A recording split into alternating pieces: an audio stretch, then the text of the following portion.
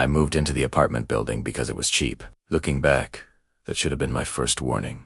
A bright red flag flapping in the wind. But I was young, broke, and desperately needed a place. The building itself was old, one of those concrete monoliths from the 70s, but it was surprisingly clean. 12 floors tall, a single, creaky elevator serving all of them. On my first night, surrounded by a mountain of cardboard boxers, I noticed something strange. I was heading out to grab some late-night takeout, and as I stepped into the elevator, my eyes scanned the control panel. It was a standard brass plate, worn smooth by decades of use. It had buttons 4 floors, 1 through 12. And then, one more. At the very bottom, no number, no symbol. Just a blank, smooth metal button. It didn't look broken, just unused. I shrugged it off. Probably a defunct service button, or an old feature that was disconnected. I pressed my floor, and life went on. For a week, everything was normal. I got into a routine. Wake up, work, come home, sleep. The weird button in the elevator became just another quirk of my new, affordable life. But then came that Tuesday night. I'd been at the office until almost midnight, buried under a project. I was exhausted, the kind of tired where your brain feels like it's wading through sludge. I stumbled into the building, yawned my way to the elevator, and jabbed the button for my floor, number 7. The heavy doors groaned shut, and the car lurched into motion. Down. My tired brain took a second to register it. Wrong direction, I muttered to myself. I was on the ground floor. It should only go up. I pressed the 7 button again, a bit harder this time. Nothing happened. I tried the door open button. It was completely unresponsive. A flicker of annoyance started to bubble up.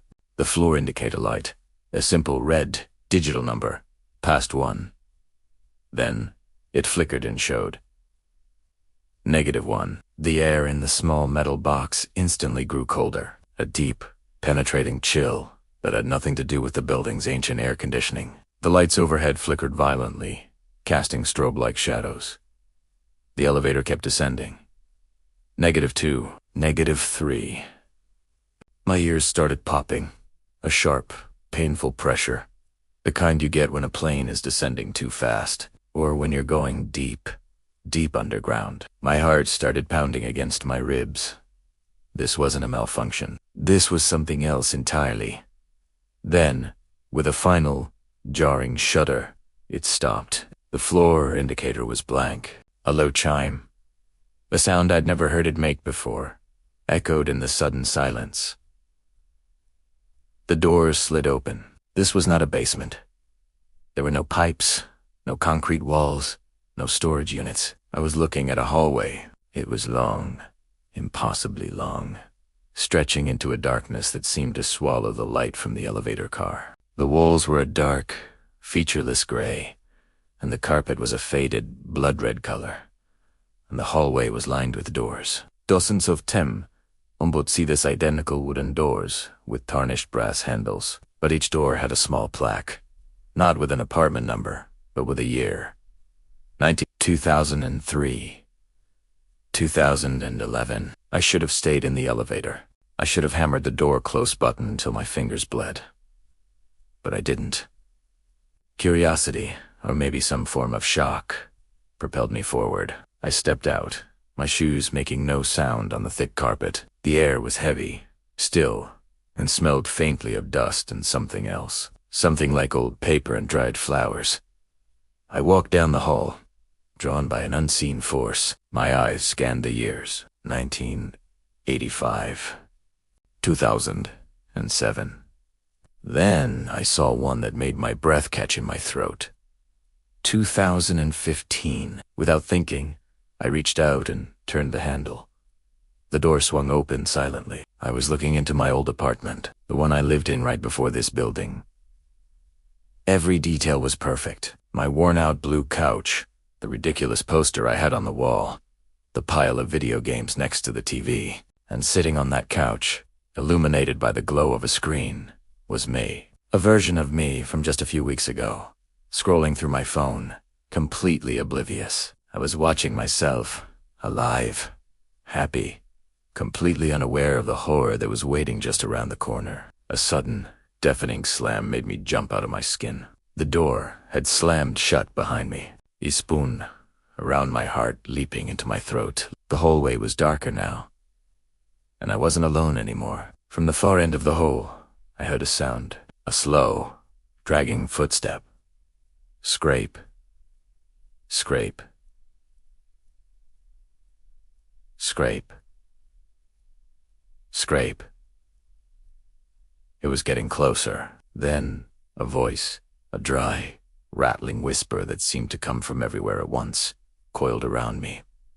Everyone goes down eventually. Pure, primal terror took over. I didn't scream, just ran. I scrambled back into the elevator, my hands fumbling frantically against the control panel. I started mashing every button. 7. Lobby. 12. Door open. Nothing. The buttons wouldn't even light up. The dragging sound was getting closer, just outside the elevator doors. I was trapped. And then it happened. The blank metal button at the bottom of the panel began to glow with a soft, internal, white light. I stared at it, mesmerized. I hadn't pressed it. I wouldn't have dared. The elevator itself had made a choice. With another low chime, the doors slid shut, sealing main. The car began to move again. Down. The floor indicator flickered back to life, but it didn't show numbers anymore. It showed words. The first word that appeared was regret. We descended for what felt like an eternity, the word glowing ominously. Then it changed. Loss. We kept going down. Now, it reads, acceptance. I don't think this building has a bottom.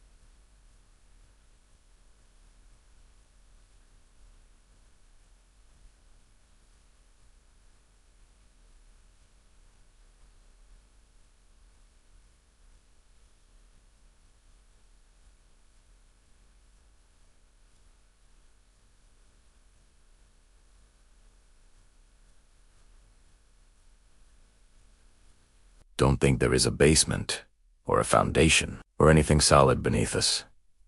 There is only the descent, and I have a sinking, horrifying feeling that I'm not going back up. The worst part, sometimes, I feel the elevator slow down and stop. I hear the familiar chime on a floor, just outside my doors. The floor I'm currently on. I hold my breath, listening, but the doors never open. No one ever comes out, and no one ever goes in. I'm just here for the ride down. Thanks for listening. If you enjoyed this story, don't forget to hit that like button and subscribe for more chills. See you next time.